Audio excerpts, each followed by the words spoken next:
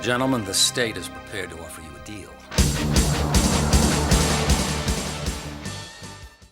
Hey, what's good YouTube? How's everybody doing? You're watching Consoletronix, where I'm known as Futon, on account of being the most slept on personality within the YouTube retro circuit, but you can call me Grey. Now, for most of us, the year 2020 can't end quickly enough, what with wall-to-wall US election coverage boring the tits off me, to global pandemics and seemingly never-ending lockdowns making tempers fray. But this year was supposed to be a celebration of a company formerly trading as Service Games, now better known to us as Sega, as they turned 60 in June. And while many here showed their love for the studio recently, I thought I'd do my Razor Ramon impression and play the bad guy by highlighting a period of Sega's history they'd much rather we'd forget, with a look at the best and worst, but mostly worst, Sega 32X games.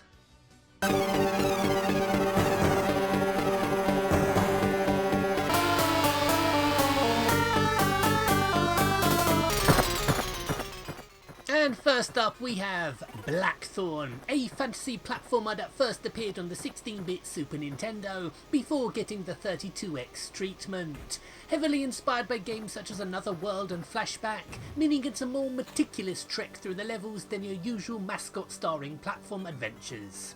Highly regarded upon its initial release, versions were also mooted for systems such as the 3DO, Saturn and PlayStation, but failed to materialise. Overall a tidy if fiddly game that, despite its wealth of gameplay and challenge, by no means could be considered a system shifter.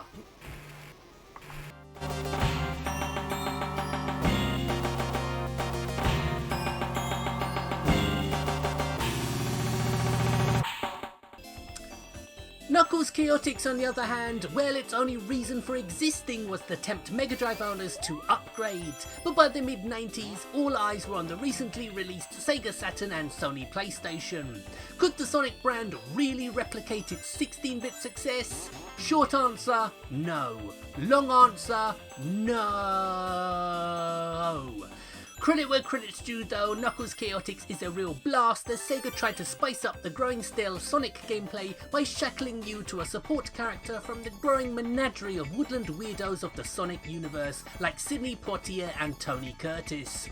One of the few genuine killer apps the 32X ever had.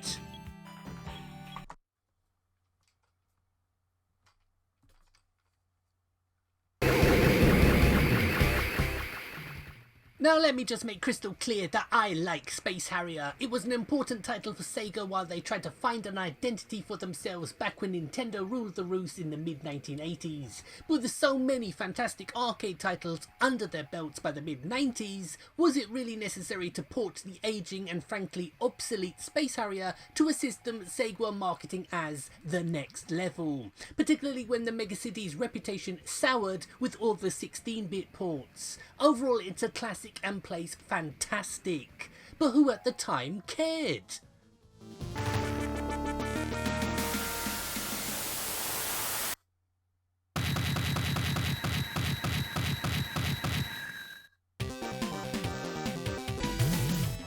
Well, some of you may be thinking that the lineup of titles so far aren't so bad. Maybe the 32X's reputation as a toilet bowl sat atop the Mega Drive is undeserved. If so, let me quickly and painfully bring you back to reality with Cosmic Carnage, an original 2D fighter by Sega who knew their way around the one-on-one beat-em-up scene, having developed competent games like Eternal Champions and Burning Rivals.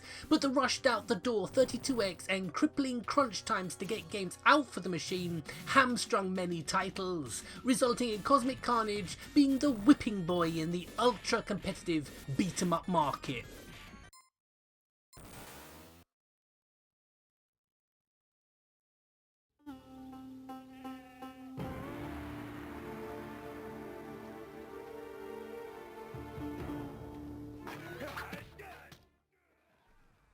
Remember the craze for FMV-laden so-called cinematic games? You don't? Well, you're one of the lucky ones, because for those of us who had to endure that thankfully short-lived period of gaming's past, we still carry the scars. Supreme Mario at least tried to offer something more than Night Trap did, with some actual combat thrown in, if you can call it that. And to think that many within the industry staked their reputations and said FMV was the future of gaming. Good grief.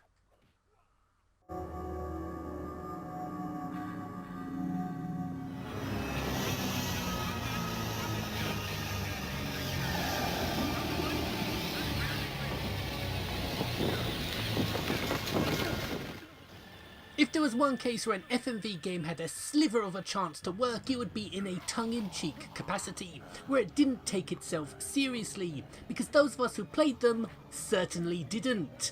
Corpse Killer, a game I played first on the Saturn and didn't think much of, has recently escaped its 32X captivity and gotten out into the wild, surfacing up on the PS4 and Switch.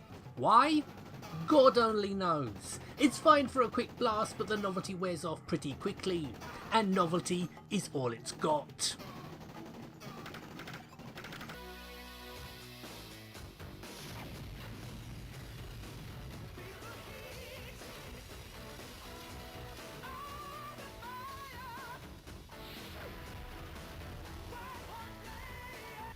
Well, with this one it makes it a hat trick of Mega CD FMV vehicles given a slight graphical spitshine and ported to the 32X. But unlike the previous two we've just looked at, I actually like this one. This is Fahrenheit, a backdraft inspired tale of firefighting which plays like a choose your own adventure book and suffers from the same problems. Once you know the route, the game's a doddle. But that being said, if you ever find yourself in a situation where you're stuck on a desert island with only a 32X to help you pass the time, Fahrenheit will at least be fun while it lasts.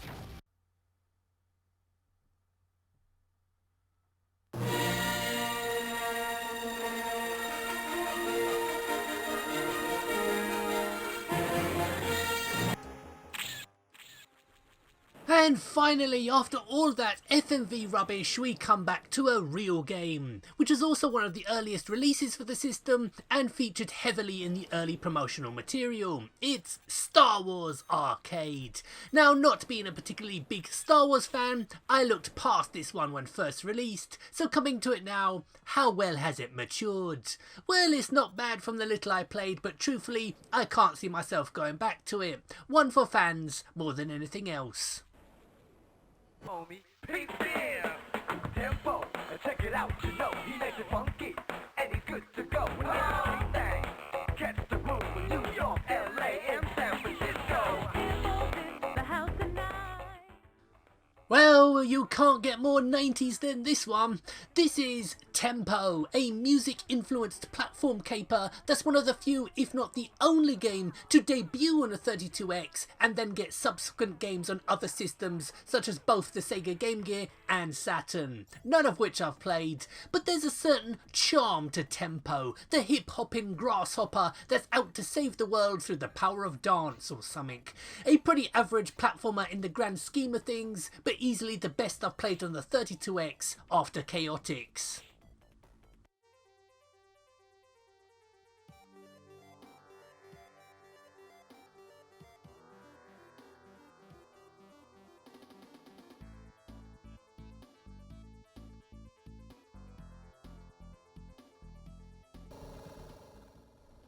I love me some shoot 'em ups, that's well documented, so I fired up Darkside ready to bring cosmic annihilation to some far off alien empire. Instead, for my first mission, I was told to shoot some rocks, like an intergalactic landscaper. It was then that the scales fell from my eyes and I saw Darkside for what it was. Bloody 3D asteroids. I don't know what's funnier, the fact that Sega thought this game would make the 32X more desirable to gamers of the mid-90s, or the fact that this game changes hands for many hundreds of pounds online today. Avoid.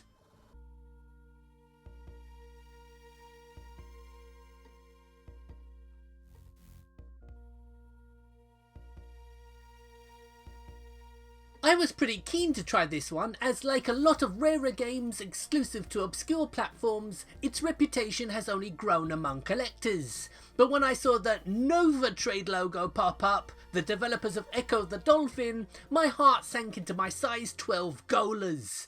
And in true Nova Trade fashion, they don't tell you fuck all. But after some fanning about not knowing what I was supposed to do, something happened, and then the game becomes a shoot 'em up. Not quite agony on the Amiga, but if I wanted agony on the 32X, I'd just play Spider-Man Web of Fire, a game Sega thought so much of they released it on the 32X after they announced the system's discontinuation, rather than spruce it up for a Saturn release. And while it's playable, it's just so painfully generic that you'll quickly lose interest in the webhead's adventures. In truth, this could have been a standalone Mega Drive release. As it is, it's just another disappointing Spidey game to add to the pile.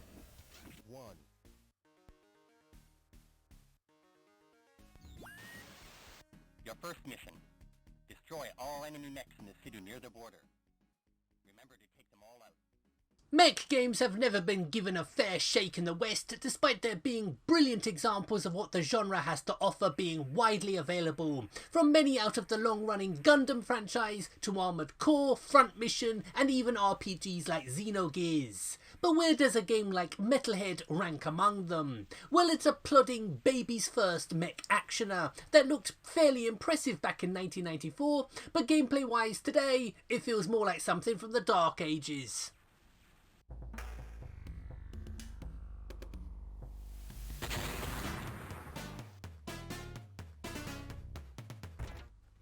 I wasn't originally planning to show off this excellent sequel to the high-profile if limited original, as most of you probably know it well from its 16-bit ports, but I need to play something good, having waded through more shit than the great mighty poo from Conker's Bad Fur Day in the process of making this video.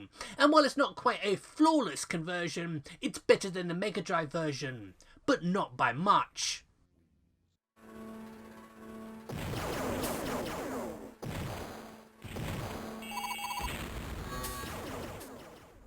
Next up we have a port of a highly thought of Atari arcade called Tmek, where you, in Robot Wars fashion, head out into your mech into an arena and kill everything you see, in a sprightly action game that wouldn't raise any eyebrows if it was on the SNES, but as the 32X is starved of quality titles, this average at best sci-fi gladiatorial combat sim definitely stands out from the crowd.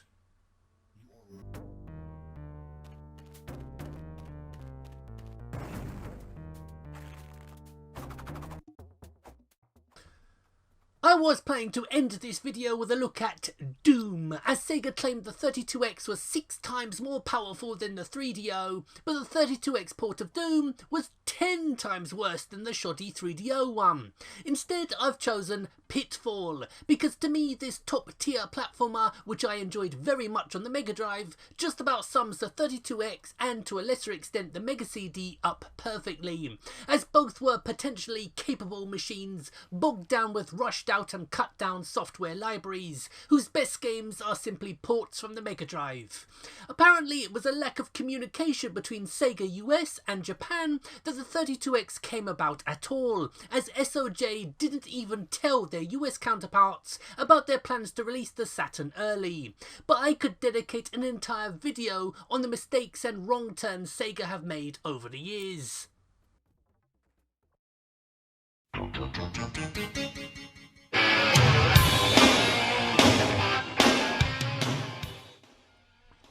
Now let me just say quickly that this video is not me attacking Sega, rather it is a light-hearted look at the bungling taking place in a company whose lack of focus allowed Sony to enter the industry swinging its 32-bit dick and sweeping all before it. But I will balance things out in my next few videos, in which I will look at some of Sega's successes on both the Saturn and the Dreamcast. Look forward to it. So my name's Gray, and what's your thoughts on the 32X? Did you own one?